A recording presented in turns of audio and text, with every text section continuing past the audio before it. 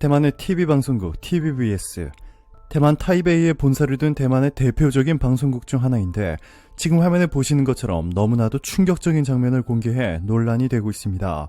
대만의 TVBS가 뉴스 보도를 하던 중 한국의 코로나19 상황을 전하면서 태극기의 바이러스 모양의 CG를 합성한 화면을 송출했습니다.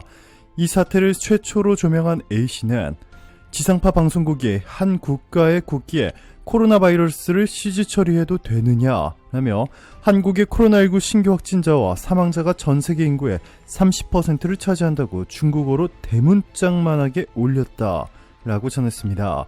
그러면서 대만에서는 항상 한국을 코로나 방역 비교 대상으로 둔다며 한국에서 아무 이야기를 하지 않아 끊임없이 이러한 방송을 내보내는 것 같은데 앞으로는 그냥 두고 보지 말고 제재를 해야 하는 게 아닌가 싶다 라고 덧붙였습니다.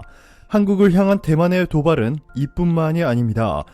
대만의 한 방송사가 중국 동방항공 여객기 사고 승객 123명과 승무원 9명을 태운 중국 동방항공 소속 MU5735편 여객기는 21일 오후 윈난성 쿤밍을 출발해 광둥성 광저우로 향하던 도중 광시정족 자치구 우저우 텅현 인근 산악지역에서 추락 관련 보도를 내보내면서 국내 항공사인 아시아나항공 여객기 모형을 등장시켰습니다. 아시아나항공 대만 지점이 곧바로 방송사에 항의했고 해당 방송사는 영상을 유튜브 등에서 비공개로 처리했지만 이 장면은 이미 대만 네티즌들에 의해 곳곳에 퍼져버렸습니다. 대만 지상파 방송사 FTV는 22일 전날 발생한 중국 동방항공 여객기 추락 사건을 다뤘습니다. 이날 방송에는 전직 여객기 조종사 A씨가 사고 여객기 결함 부분을 설명하기 위해 여객기 모형을 들고 나왔습니다. 그러나 문제는 A씨가 이번 동방항공 여객기 추락 사고와 무관한 우리나라의 아시아나항공 여객기 모형기를 들고 있었다는 것입니다. 여객기 모형 앞부분에는 아시아나항공 영문 로고가 꼬리 날개에는 아시아나항공을 상징하는 빨강, 파랑, 노랑 등 총 7가지 색동 문양과 태극기가 새겨져 있었습니다.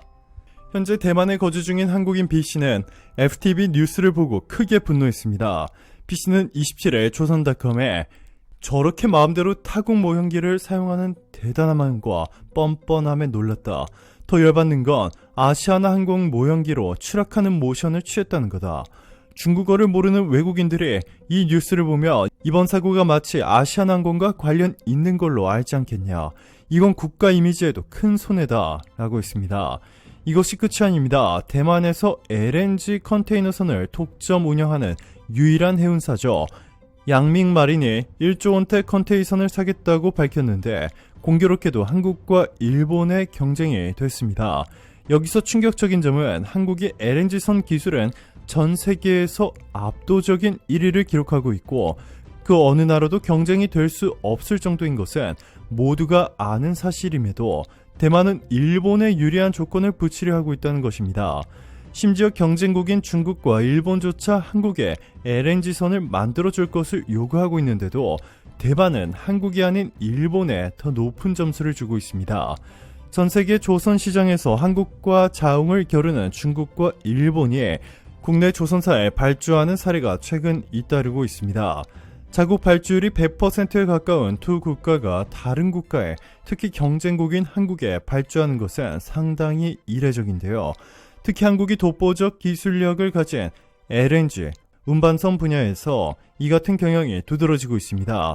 수주 선정은 LNG선 5척과 LNG 운반선 4척, 탱커 2척 순으로 LNG선들은 일본 최대 선사인 미쓰이 OSK 상선이 대우조선 해양에 발주한 것으로 알려졌습니다.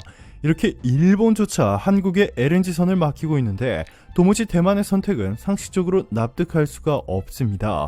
이렇게 대만이 한국에 황당한 도발을 걸어오는 것은 한국에 대한 열등감을 느끼는 대만인들의 특성 때문이라고 전문가들은 분석했습니다. 대만과 밀월 관계를 맺은 일본도 이를 거들었는데요. 일본 경제 주간지 다이아몬드는 24일 대만과 한국은 일찍이 아시아의 4마리 용으로 각기 전자산업을 성장의 중심축 삼아 라이벌로 경쟁해온 사이라면서 오랫동안 한국 경제가 우세했지만 곧 대만이 역전할 것으로 보인다 라고 전했습니다. 역시 일본 매체죠. 기사는 대만이 한국을 2025년에 넘어선다는 IMF 추계는 매우 보수적인 것이라며 대만 정부 싱크탱크인 중화경제연구원은 대만이 이미 지난해 한국을 근소한 차이로 추월한 것으로 추산하고 있다라고 전했습니다. 자, 그런데 이는 일본과 대만의 희망사항일 뿐 전혀 사실이 아니죠. 오히려 일본과 밀월 관계를 맺으며 한국에 도발을 걸어오고 있는 대만이 큰 위기에 처하게 되었는데요. 우크라 사태가 터진 이후 중국의 대만 침공이 임박했다는 소식이 전해지자 대만은 서둘러 쿼드에 가입해 미국이라는 강력한 보호막을 만들려 했지만 한국과 한국의 최우방 동맹국의 반대로 대만의 쿼드 가입이 무산될 것으로 전망되고 있습니다. 이에 이미 중국의 대만 침공 3가지 시나리오가 공개됐는데요. 첫 번째는 중국이 대만을 본격 침공해도 미국은 우크라이나 사태 때와 마찬가지로 세계 3차 대전으로 확산될 것을 우려해 대만에 있는 미국 기업의 철수를 서두르고 대신 대만의 최대 무기 지원 정도만 하는 것입니다. 두 번째 시나리오는 중국이 대만 본토 대신 대만 주변의 작은 섬들에 대한 침공을 감행해 대만을 압박하는 것인데요. 이렇게 되면 사실상 미국이 대만을 직접적으로 도와줄 수 있는 명분은 더욱더 줄어들게 됩니다. 마지막으로 세 번째는 중국이 수만 명의 해커를 동원해 대만의 시스템을 붕괴시키는 사이버전을 펼칠 가능성입니다. 세 가지 시나리오 모두 현재 상황에서는 미국이 대만에 직접적으로 개입할 가능성이 매우 낮습니다. 대만 입장에서는 유일한 희망이 바로 쿼드에 가입하는 것인데요. 쿼드 회원국들끼리는 전폭적인 군사 지원이 즉각 가능하기 때문에 중국은 감히 침공을 꿈꾸지조차 못합니다.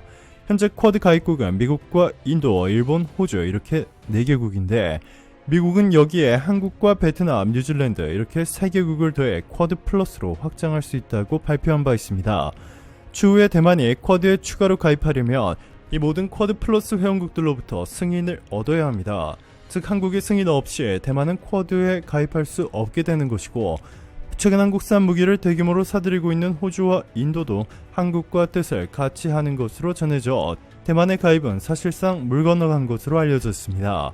뿐만 아니라 쿼드 창설국인 미국에서조차 한국을 아시아에 떠오르는 최강자로 칭하며 일본 대신 한국과 가장 강력한 동맹관계를 형성하기 시작한 터라 대만이 한국을 도발한 것은 돌이킬 수 없는 실수가 되어버렸습니다. 배신자 삼성 무너뜨리는 것이 내 인생의 목표. 갤럭시 말고 아이폰을 구입해라. 한국인과 달리 일본은 뒤통수를 치지 않는다. 일본 기업과 손잡고 삼성전자를 꺾겠다. 라고 혐한 발언을 서슴지 않는 대만의 고타이밍 폭스콘 창업주. 삼성이 TSMC를 따라잡을 수 없는 3가지 이유.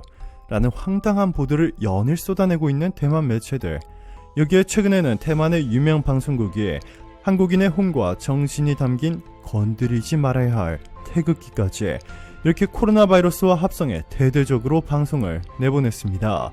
TSMC 하나만 믿고 이렇게 한국의 선을 넘고 있는 대만, 마치 과거 일본의 길을 걷고 있는 듯한데요.